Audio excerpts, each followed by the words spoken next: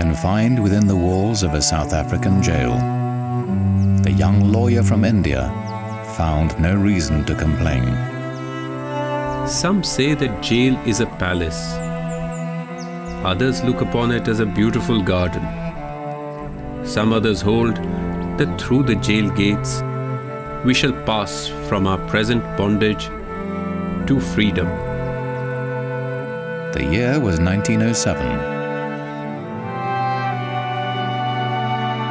The young lawyer from India was Mohandas Gandhi.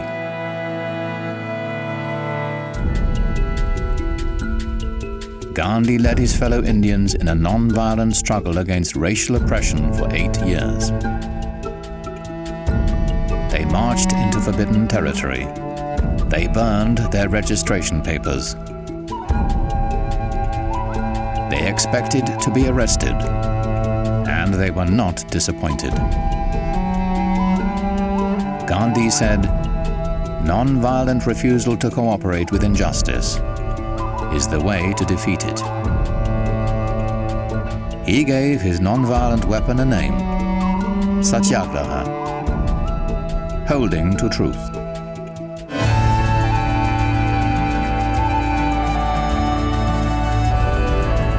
In every decade and on every continent, underdogs have taken up Gandhi's strategies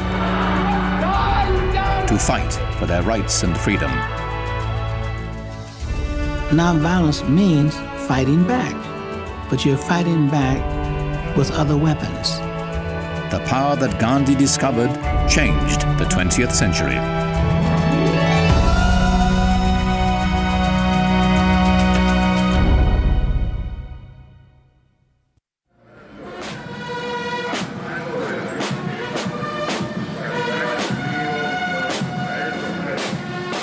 Spring 1983. For nearly 10 years, General Augusto Pinochet has ruled Chile unchallenged.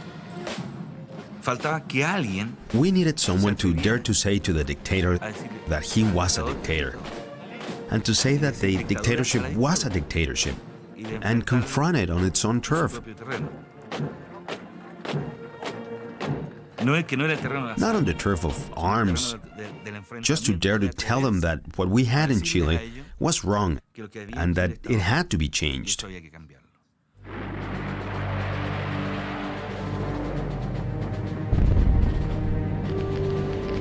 Pinochet came to power in a 1973 coup that left the elected socialist president, Salvador Allende, dead.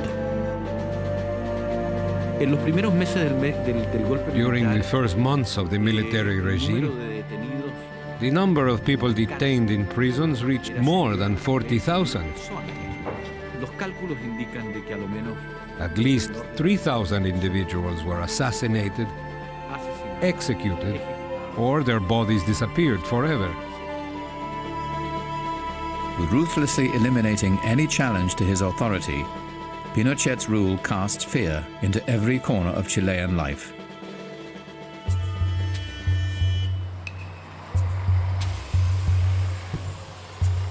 It was a very permeating paranoia, and it was with everyone. Everybody had experienced some sort of repression in their family, and they were very cautious. My husband and I would go to a social gathering, and he wouldn't introduce me to anyone. And I said, well, why won't you introduce me to people? He said, oh, we don't do that now. It's too dangerous. You don't really want to know people's names.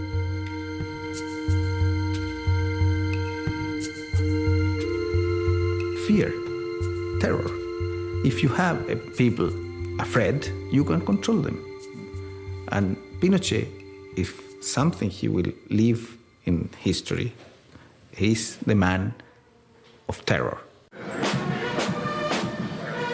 Executions, disappearances, and prisons keep the dictatorship in power for 10 years.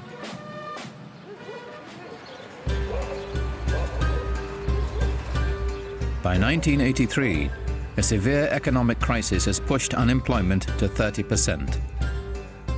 As Chileans feel they have nothing left to lose, open opposition to the regime becomes thinkable for the first time. The first signs of opposition appear at the heart of Chile's economy, in the copper mines of the Andes Mountains.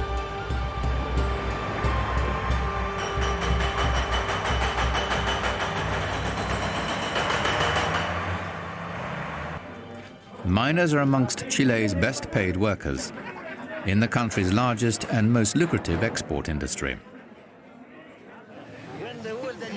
Their leader is 29-year-old Rodolfo Seguel, a payroll clerk at Chile's largest copper mine, recently elected president of the National Labor Congress. Seguel wants his members to take the first step, a nationwide strike. 10 años. 10 years had gone by and nobody had gone out into the street. We had to see what reaction the country would have, and then to see if the country would dare to do this. Our goal was to open people's eyes and to tell them, we can do it. It is possible. We can do this.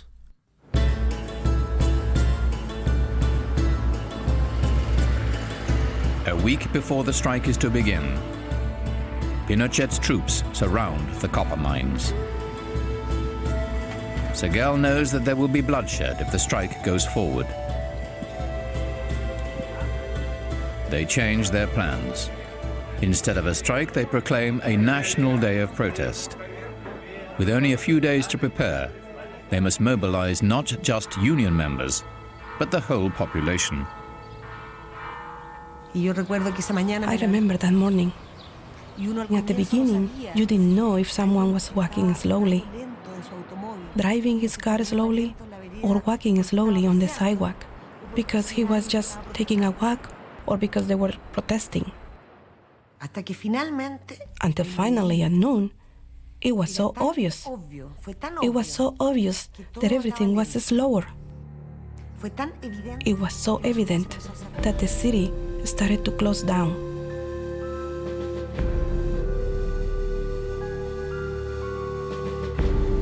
As darkness falls, no one knows whether the final overt act of protest will succeed. At exactly 8 p.m. it begins, tentatively at first.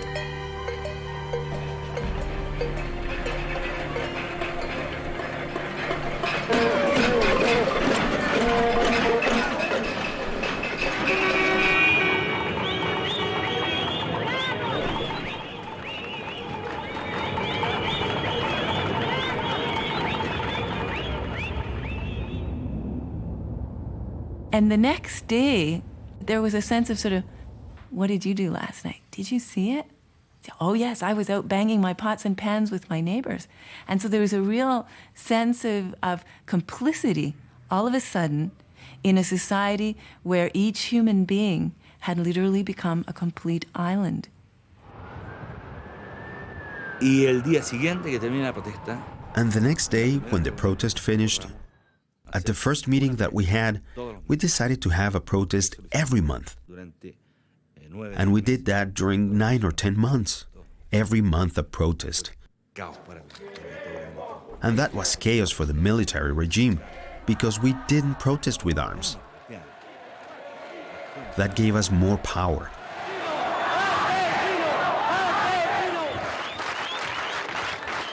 A mood approaching euphoria grows as the protests grow every month. People start to believe that mass demonstrations alone will bring down the dictatorship.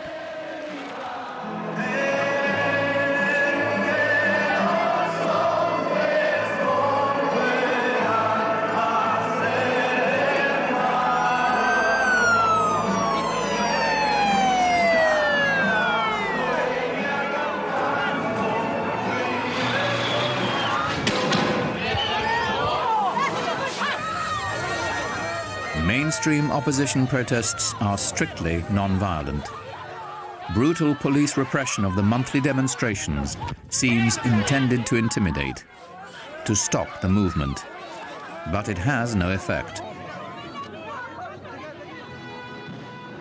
In early August, one day before the 4th protest is scheduled, Pinochet installs a new interior minister, Sergio Harpa.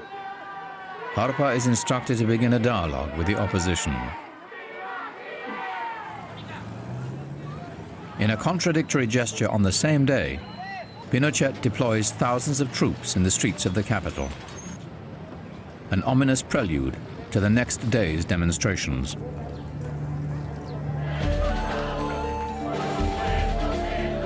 Security forces break up the August protest with unprecedented force. A police statement admits that 17 civilians have been killed. The actual number is much higher. It was very violent, and that's when I realized that we couldn't keep on going down this road. Because the violence was too strong. Pinochet had 16,000 soldiers on the streets of Santiago. More than 80 people were killed, and the population started to rebel. Shocked by the bloodshed, the new cardinal of Chile's Catholic Church offers to host the dialogue that Pinochet has promised. At the first meeting, Gabriel Valdez told me that he had to give me a document. And I told him that I would not take this document because it is an agreement that you drew up this morning, demanding the resignation of the President of the Republic. That you don't recognize him as being legitimate. And if the President of the Republic is not the legitimate president, I have nothing to do here, because I represent him. So this is where it all ends, right here. Buenos días.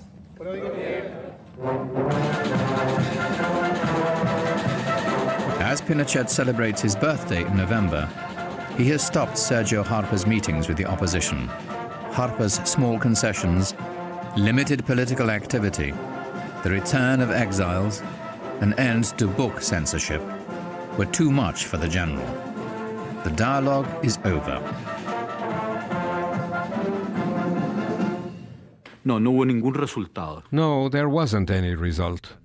It was very No frustrating. cambió para nada el régimen. Y The regime didn't change at all, el propio Harpa después and Harpa himself was left there as a politician with no importance. de ninguna importancia, diría.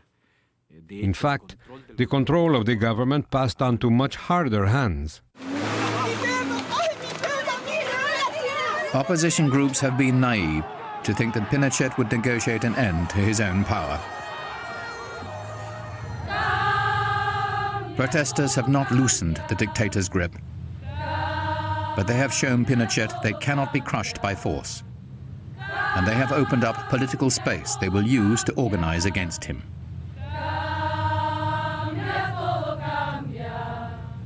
¡Viva Chile! In late November 1985, 500,000 attend the largest political rally in Chilean history. Gabriel Valdez speaks for 11 opposition parties and the Catholic Church. The National Accord, formed to lead a non-violent transition to democracy. Valdez warns, if we don't support the National Accord, we are heading towards civil war. In Chile's poor neighborhoods, the poblaciones, a low-intensity war has already begun. Hard times have fallen hardest here, making fertile ground for Chile's Marxist and Communist parties.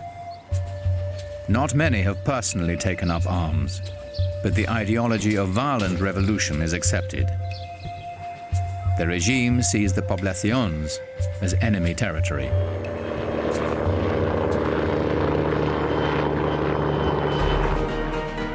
Young men in the poblaciones are rounded up, interrogated in stadiums and fields, and hauled off to prison without trial. Hundreds are never seen again.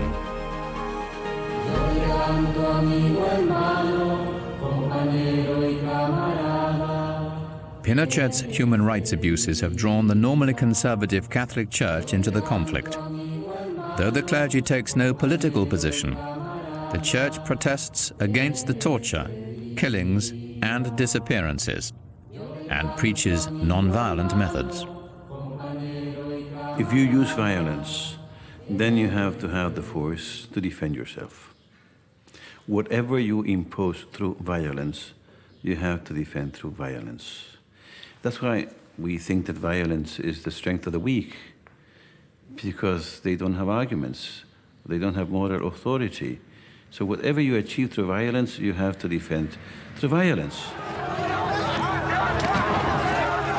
Monthly protests turn violent as the radicals confront police, handing Pinochet the excuse he needs to come down on all opposition. Mainstream factions are harshly criticized for their non-violent methods. In those conditions, when you are repressed by violence, of course there are people that think that the only way to face violence is through violence. But that was, in our understanding, absolutely out of any possibility of succeeding. In late summer of 1986, the prospect of full-scale civil war becomes real. Chilean intelligence uncovers a cache of arms in the northern desert and traces them to a guerrilla group affiliated with the Chilean Communist Party. Markings show the weapons have come from Cuba. Pinochet says it's proof that his opponents are preparing a revolution. A few weeks later, heavily armed guerrillas attacked General Pinochet's motorcade on a remote mountain road. State news media report that 5 presidential guards have died, but do not mention Pinochet.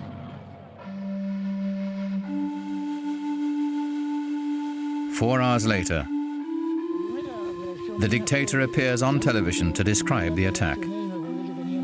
He appears unfazed by his narrow escape and returns to the presidential palace with his customary swagger. The episode reinforces his image of invincibility. It really polarized, I think, between, are we going to go for a really serious attempt at armed struggle, the way we've seen in Central America, with a huge toll on human lives and suffering that was part of that? Or are we going to try to find some other way, which was very nebulous, and so this search began to find some way that could provide some kind of an exit from this impasse. Pinochet's own constitution calls for a plebiscite in 1988, giving Chileans the right to vote yes or no to another 8 years of military government. Isolated and overconfident, Pinochet always assumed he would win. But after 5 years of organizing, the non-violent opposition sees an opportunity. For the first time, we knew that if Pinochet was going to remain in power, there's going to be a plebiscite, and you have to say yes or no. Therefore, we say, look, if we prepare ourselves, we can defeat Pinochet saying no. And we said, how are we going to trust the dictator that has been doing all these things, and he will count the votes, that he count the votes as the votes are? But we realized that we had no other way, and we said, let's move ahead in that direction, and let's create all the conditions to avoid any fraud.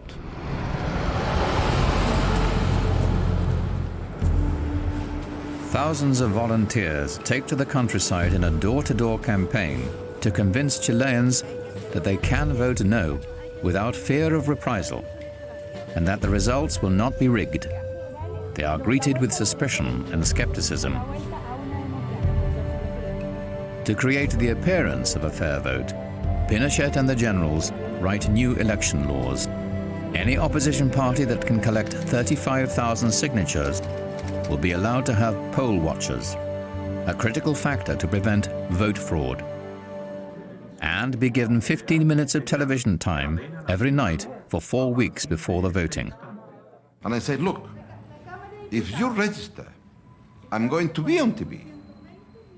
And the day that I'm going to be in TV, I will say to Mr. Pinochet that he has to go. Primero dijo, usted, General Pinochet. After his party is certified, Lagos gets his chance when he appears on the Chilean equivalent of Meet the Press. Le voy a recordar, General Pinochet. He holds up a newspaper clipping in which Pinochet is quoted saying he will not be a candidate in the plebiscite. Y ahora le promete al país otros 8 años, con tortura, con asesinatos, con violación de derechos humanos. Me parece inadmisible que un chileno tenga tanta ambición de poder de pretender estar 25 años en el poder. His daring performance makes Ricardo Lagos a celebrity overnight. And his performance foreshadows the significance of television in the coming No campaign. Pinochet's vulnerability is human rights.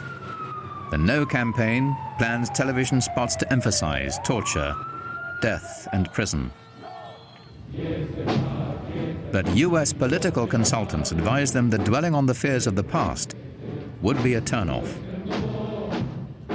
They developed a campaign that was future-oriented, a campaign that focused on bread and butter issues, and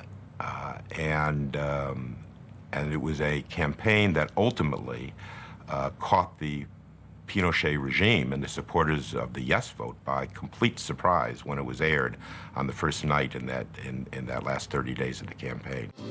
Porque nace el arco iris después de la tempestad, porque quiero que florezcan mil maneras de pensar, porque sin la dictadura la alegría va a llegar, porque pienso en el futuro, voy a decir que no.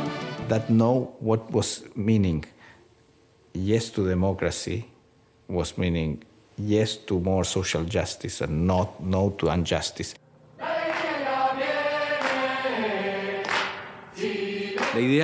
And la alegría ya viene, meaning joy is around the corner. It was an invitation to a country that belonged to everyone. The idea that we were going to defeat the dictatorship, not with a gun, but a pencil. That this road was going to be traveled without hate, without rancor, without vengeance.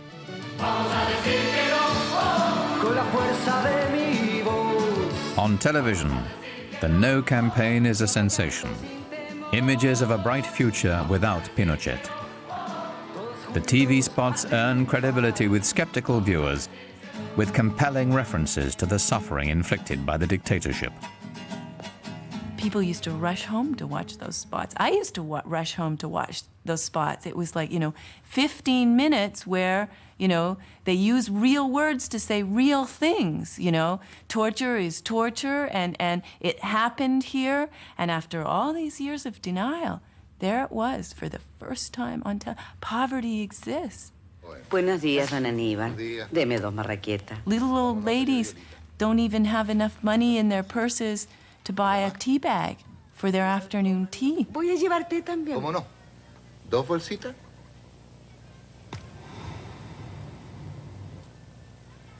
Una nomás. No más miseria.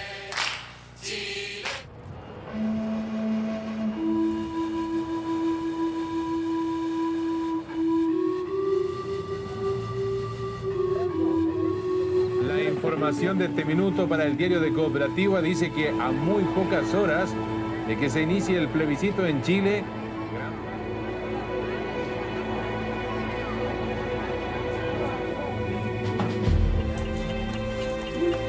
voto no.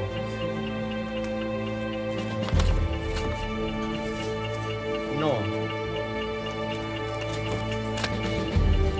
Voto sí. Sí. No. Opposition poll watchers now perform a parallel vote count based on sampling techniques. By fax and telephone, the numbers are fed to computers in Santiago. By early evening, they project the no has won decisively. A small independent radio station announces the results. Ensconced in the presidential palace, Pinochet says nothing. Suspicions of electoral fraud grow as hours pass with no announcement of the vote tally. At midnight, Pinochet's Navy, Air Force and police commanders enter the palace. General Fernando Matei, Air Force commander, tells reporters, it appears the no has won. A public statement that warns Pinochet to accept the defeat. Within seconds, his remarks are on the radio.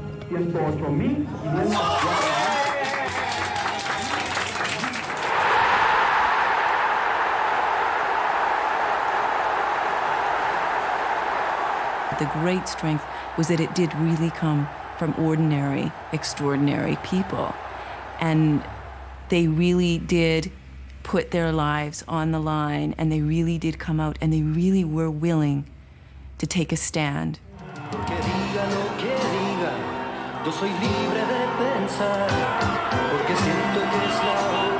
I think that we, in the world, we really live on power. And what we would like to is to live on authority, personal authority, moral authority. When you act based on power, well, if I have a gun pointed at me, I'm going to say whatever you think and you want. After you take your gun off my head, I'm going to do what I want.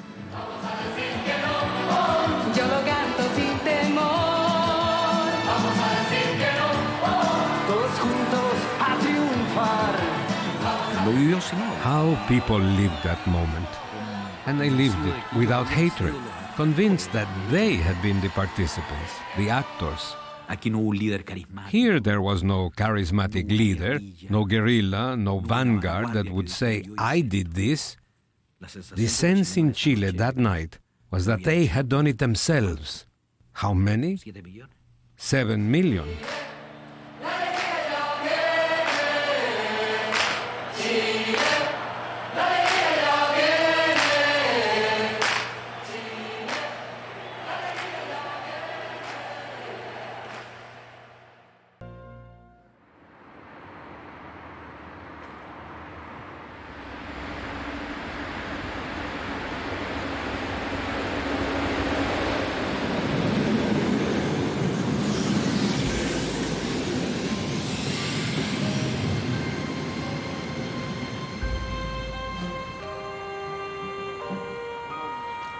It was the right atmosphere for a strike.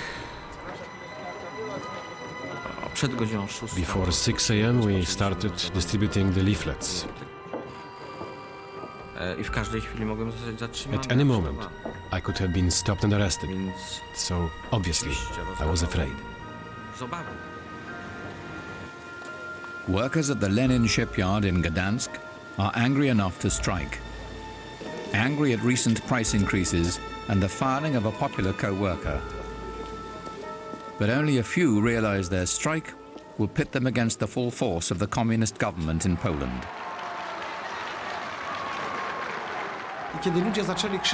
People started yelling, "Open the gate, we're going downtown to the regional Communist Party headquarters." Then we knew we had to start singing the national anthem. That would calm people down.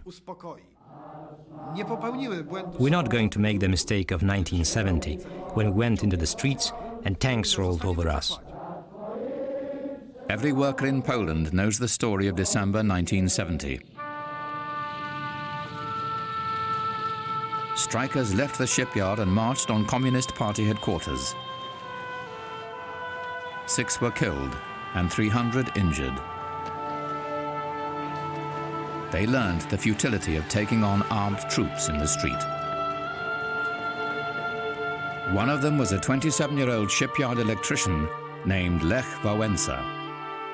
He was fired for union activism in 1976. But now, in 1980, he has returned to help organize the strike. During those 10 years since 1970, when I was a leader in the same shipyard, I had been thinking where mistakes have been made. And if fate gave me a chance to lead again, how would I do it? This time, Wałęsa and other strike leaders have planned carefully. Wałęsa is known and liked by many at the shipyard. He announces, "We will occupy the shipyard." I'll be the last to leave. Their strike will be strictly non-violent. The government will have no excuse to begin shooting. The strike committee commandeers a cafeteria in Wałęsa's old department. Their first step is to make sure news of the strike is not suppressed by the regime. Alina Piankowska, a shipyard nurse, telephones Jacek Kuron at the Workers' Defence Committee in Warsaw, who will pass the news to Radio Free Europe and the BBC. Thanks to that, the world could hear about us. Not only the world, also the families of the Gdańsk shipyard workers learned that way why their husbands or fathers or sons didn't come home at the regular time. And this phone call caused people to get organized in the city of Gdańsk. On Friday morning, the strike has widened. Public transportation has stopped, the port is closed, and 22 factories are on strike, 50,000 workers in all. Government has cut phone lines to the rest of Poland for fear the strikes will spread. But it's too late. All over Poland, people know about the Gdansk strike. In the cafeteria, the strike committee hammers out a list of demands. They prepare leaflets for the striking workers. At the top of the list is the right to free and independent unions and the right to strike. Unprecedented rights that Poland's communist regime will surely resist.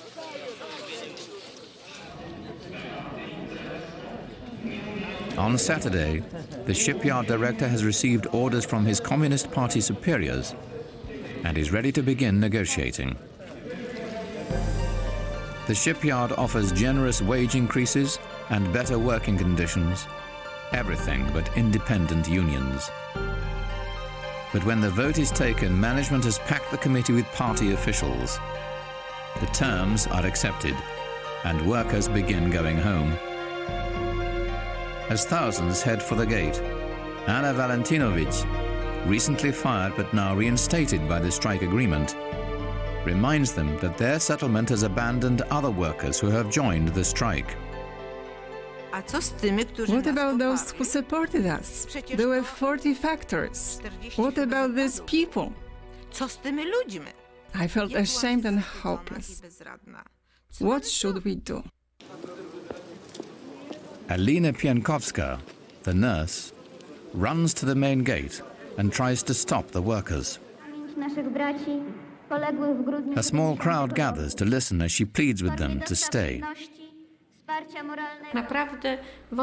If we really want free trade unions, if we really want any influence on management, we should act in solidarity with the others, that is, to continue the strike. Thousands have gone home, but a few hundred are persuaded by Alina's argument. They will stay the night to keep the strike alive. During that night, they take a fateful decision to form an inter-factory strike committee to represent all workers in all of Poland. This committee will magnify their force 1,000 times and create a base of popular power never before seen in communist Poland.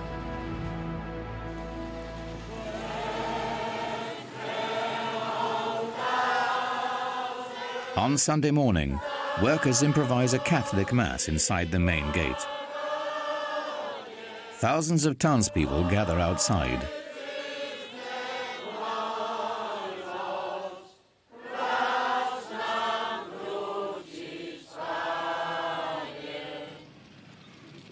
The gate is decorated with flowers, messages of support, and a photograph of the Pope, who is Polish.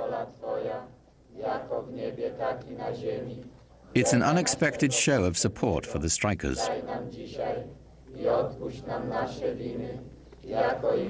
I had never expected that, such a reaction from the citizens of Gdańsk. It gave me lots of courage and energy to act, because I realized that we were probably going to be able to achieve something.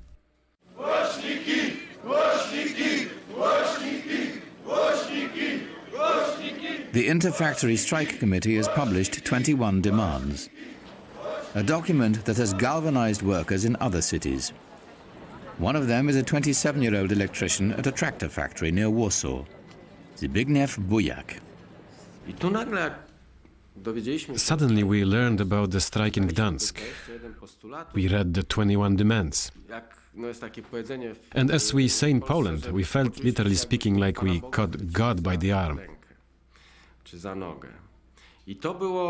We suddenly felt that we had in our hands a tool, which, if we don't make a mistake, must produce some wonderful fruit.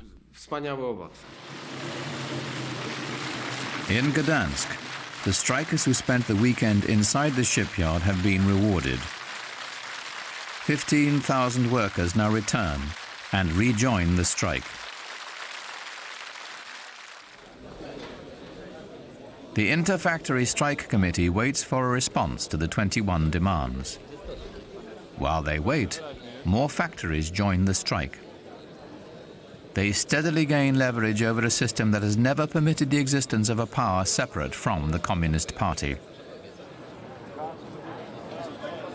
Everywhere, workers follow the example set in Gdansk, reducing risk by staying inside their workplaces. We are not going out of the gate, because there it is very easy for the authorities to provoke. Simply provoke and then introduce police and the military. So we wanted to avoid that.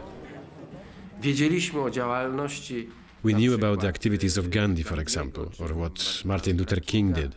And we knew that these people, building the theory of non-violent resistance, they won. The second week begins. Strikers are publishing a daily bulletin called Solidarity and making preparations for a long struggle.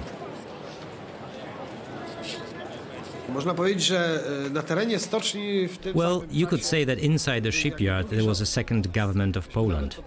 We had a sense of humor about it. We had the Minister of Communication, the Minister of Social Welfare and Salaries, who gathered money.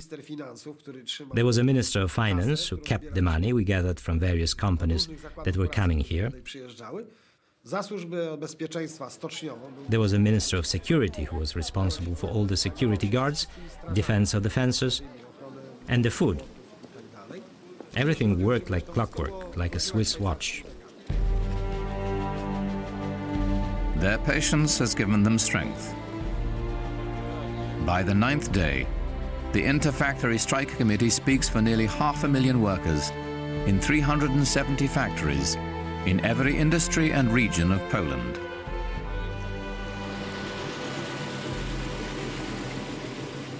Government negotiators arrive at the shipyard. The long stalemate appears to be over.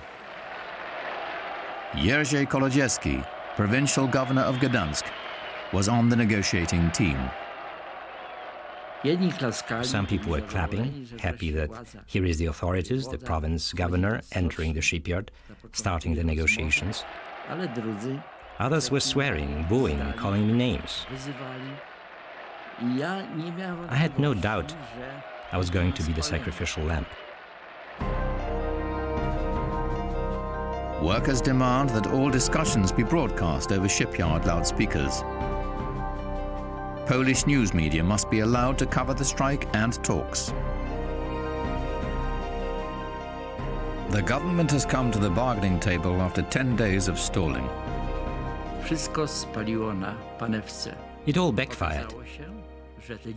It turned out that these 10 days were used by the strikers to strengthen organizationally, to strengthen the Inter-Factory Strike Committee, and to convince people that without negotiations with the committee, an end to the conflict is impossible.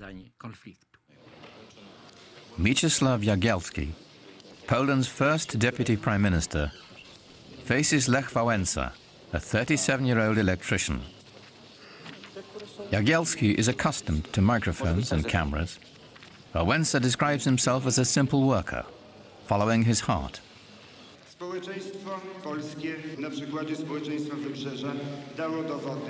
The regime has called the strikers traitors.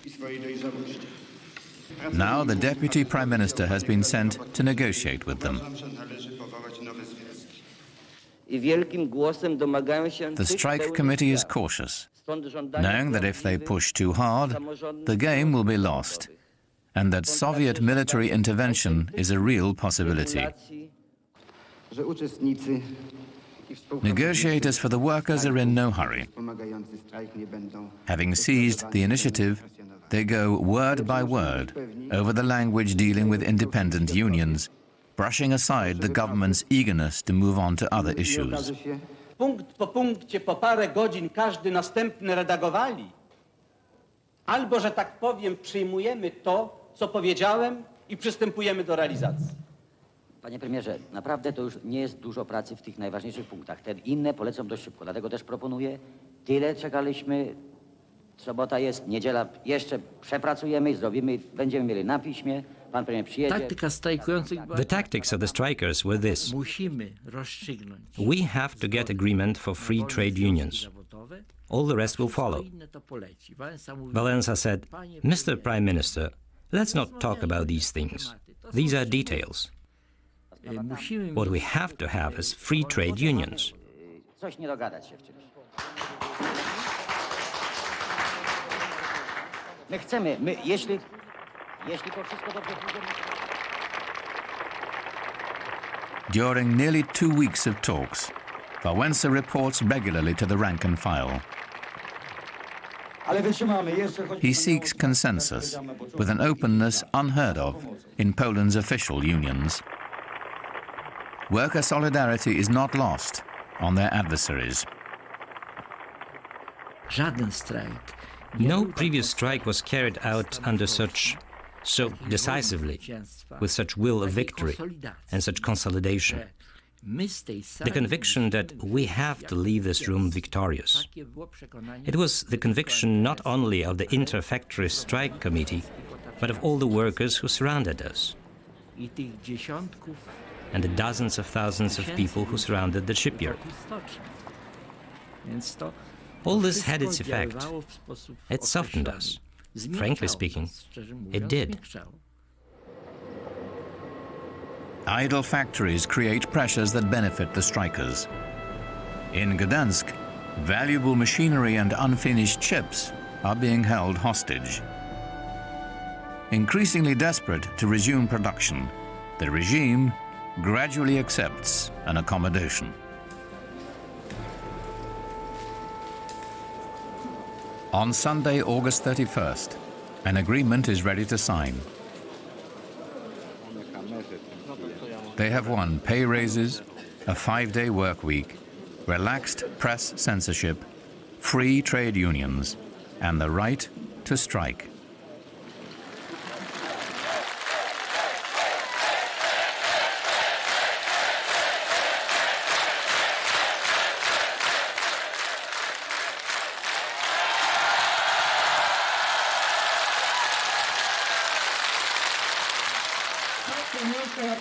Pierwszego dnia, że zwyciężymy i zwyciężyliśmy. Taka jest polska prawda.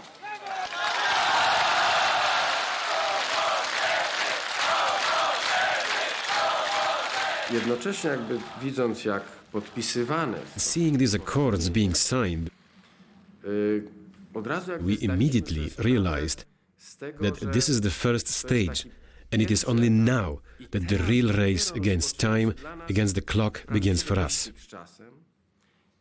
And the real tactical, intellectual struggle with the other party, with those in power, is beginning.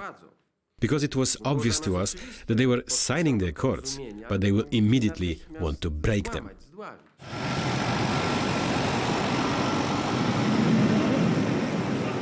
The race against time begins as Wałęsa and Valentynowicz tour the country to celebrate their success, recruit new members, and create hundreds of affiliated local unions. In 4 months, Solidarity membership grows to 10 million. Explicitly concerned with the welfare of Polish working people, Solidarity can't avoid an obvious reality. Its very existence challenges the supremacy of the Communist Party. I was feeling that from the very beginning, the other side was preparing to hit us. But when they were ready to hit 100 organizations, by that time there were 1,000 organizations. When they got prepared to hit the 1,000, it was not 1,000, it was 10,000. And it was not 100,000 members, but 1 million, and later 10 million. They must grow quickly, becoming big enough that when the inevitable backlash comes, Solidarity will be too powerful to destroy. Union activists are harassed, their newspapers censored, offices raided. Workers are ordered to work 2 Saturdays a month, an open breach of the agreement. Solidarity fights back. Tak.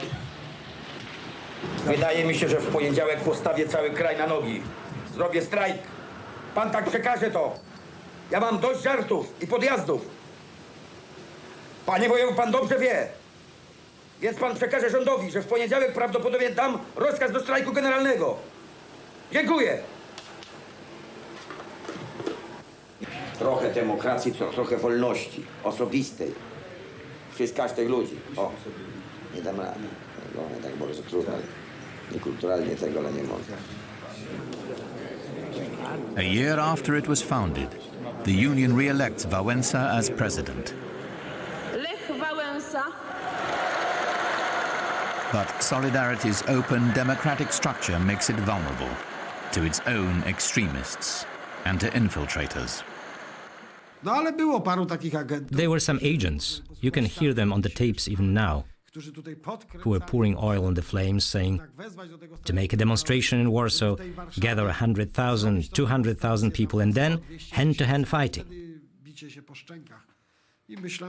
Obviously, there was no other course for the authorities.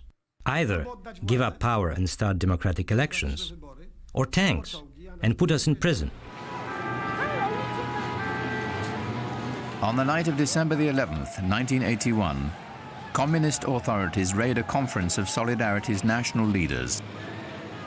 The entire presidium is arrested in its hotel. In the next 2 days, Solidarity activists are rounded up by the thousands. Martial law is declared on December 13th. At the moment when they hit us, I said this. Right at this moment, you have lost. We are winning. And you have driven the last nails into your communist coffin. Martial law is an admission that the regime has lost the people's consent. Relying solely on the power to prohibit, the regime has lost all ability to persuade.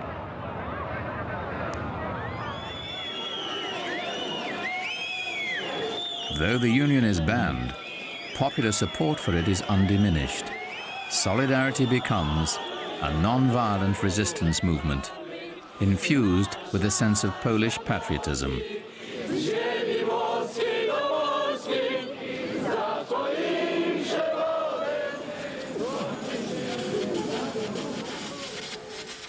Stripped of a central leadership, Solidarity lives on in thousands of small organizations, too many to crush. An underground press unifies them as they both resist and ignore state power.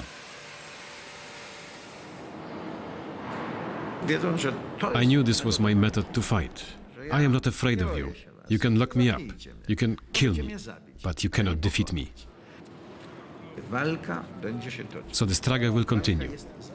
It will last some time. It will cost. But we shall win. For 7 years, repression creates the appearance of stability. But below the surface, the foundation is rotting. In summer 1988, it collapses. as price increases, food lines, and rationing paralyze the country.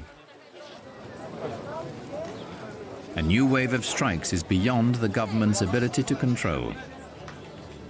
The regime offers to re-legalize solidarity if Lech Wałęsa will negotiate an end to the strikes.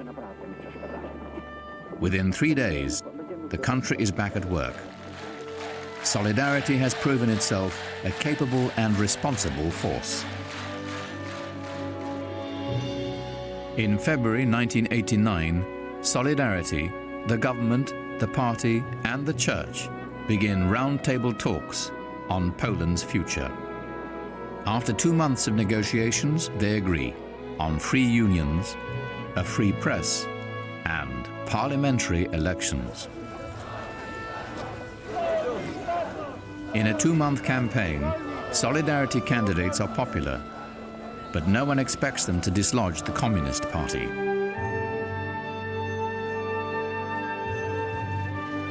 On June 4th, 1989, Poland votes in the first open democratic elections in more than 60 years.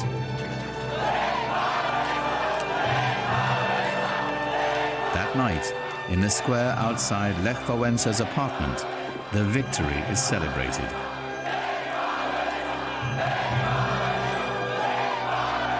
Solidarity has defeated the Communist Party by a margin of 10-1.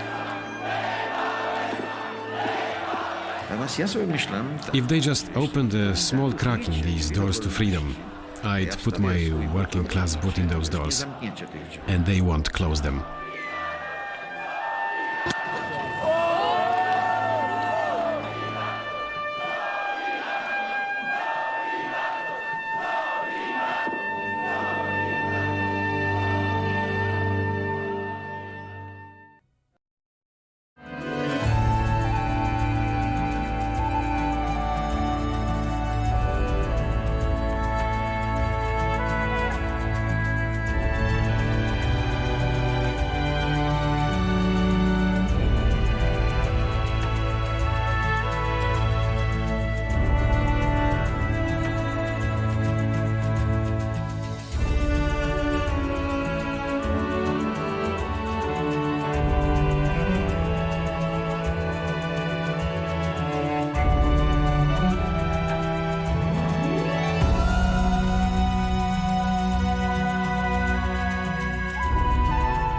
Major funding for this series was provided by Susan and Perry Lerner. Additional funding was provided by the Albert Einstein Institution, advancing the study of strategic nonviolent action in conflicts throughout the world. Elizabeth and John H. Van Merkensteijn III, Abby and Alan Levy, and the Arthur Vining Davis Foundations.